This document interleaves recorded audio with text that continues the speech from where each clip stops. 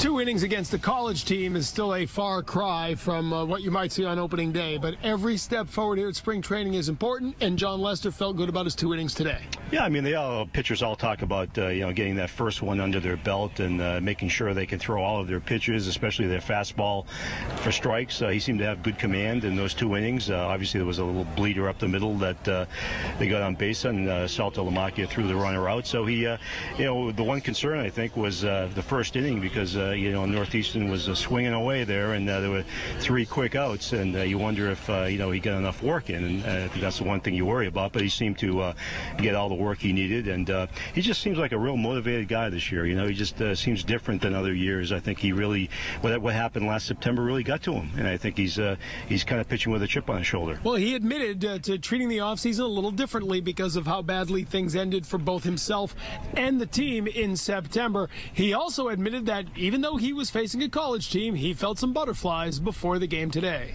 I guess the main thing is just good to get the first one out of the way. I felt good. Obviously feel strong. I think in a little better point than I was last year, going into the first game. So was pleased with it.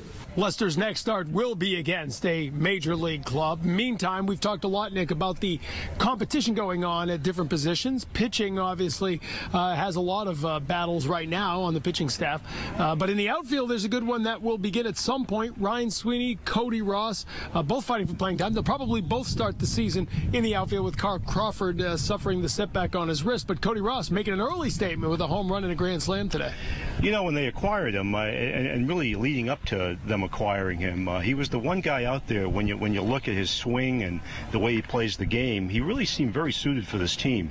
He hits a lot of fly balls to left field, and in a lot of ballparks those balls are caught. But as we saw today here, he hit a couple over the Green Monster South here and won a grand slam. So he's definitely a guy who's got the upper hand, I think. And we've talked about it before. He's right-handed, and they really need some more balance in the lineup, and he certainly provides it. But I think what I like about him the most is that he is a dirt dog player. He's more of a Trot Nixon type of player than a J.D. Drew type of player, and I really think this team needs that going forward. Where's number 7, like another dirt dog we saw come through? He's got a swing tailor-made for Fenway. As you said, Green Monster South is actually 3 feet taller than the one at Fenway, and he cleared it pretty well with a couple of shots today. So Cody Ross, one to keep an eye on here in Fort Myers. Right now we send you back to NESN.